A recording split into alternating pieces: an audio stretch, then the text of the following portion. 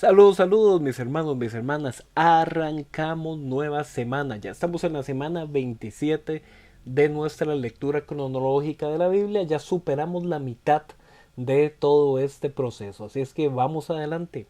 Hoy vamos a comentar los capítulos del 9 al 12 del libro de Isaías. Pero primero situémonos en contexto con el capítulo 27 de Segunda de Crónicas.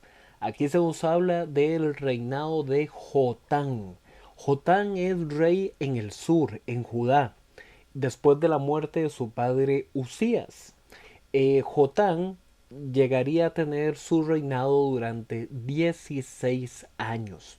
Jotán es un rey que se presenta como alguien que hizo lo bueno ante los ojos de Dios, porque cuidó del reino, reconstruyó algunas zonas que estaban descuidadas, pero a pesar de eso, se presenta que bajo su reino el pueblo continuó con sus prácticas idolátricas, los gobernantes siguieron siendo corruptos, así es que Jotam fue un rey bueno, pero no provocó ningún tipo de reforma profunda en el reino de el sur.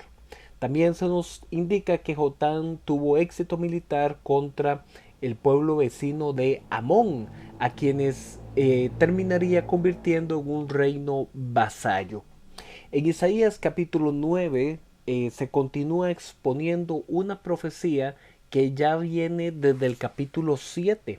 Recordemos que en el capítulo 7 se nos indicó que como señal de la promesa de protección que Dios le daría a Judá, vendría un niño al que se le llamaría Emanuel. Eso lo vimos en Isaías capítulo 7.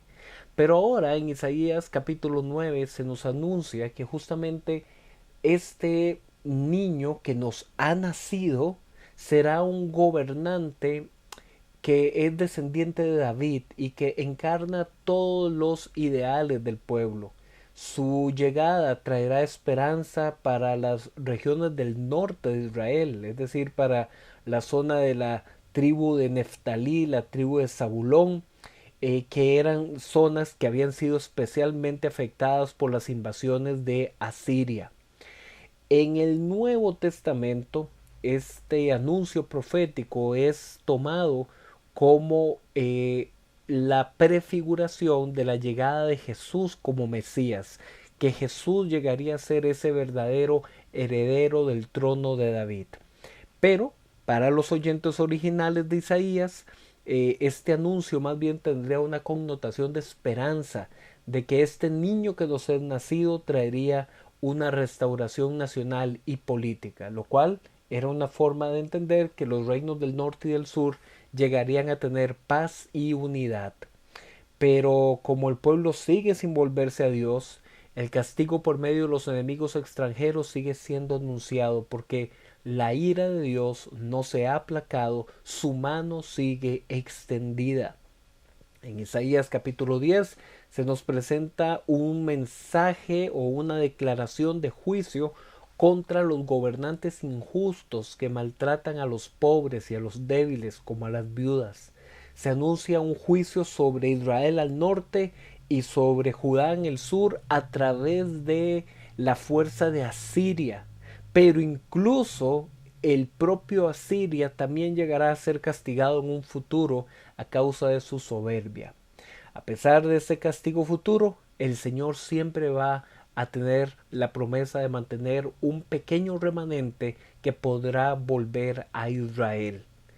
Al final de este capítulo 10, por medio de una declaración de lenguaje poético, se describe que Dios va a derribar con un hacha a los árboles. Esto es una forma de decir que va a derrumbar a aquellos que se creen fuertes, que se creen poderosos. Entonces Dios pasa con un hacha derribando árboles, pero luego en el capítulo 11 se inicia diciendo que de un tronco cortado surgirá un retoño y dice que es el tronco de Isaí. Isaí es conocido como el padre de David.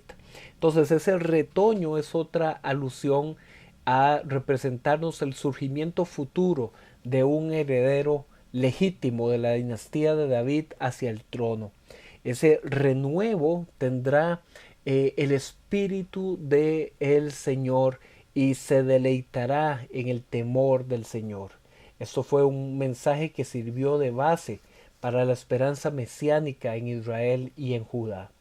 Este retoño de David traerá un reino de justicia, donde el lobo y el cordero pastarán juntos y toda la tierra se llenará del conocimiento del Señor como las aguas cubren el mar.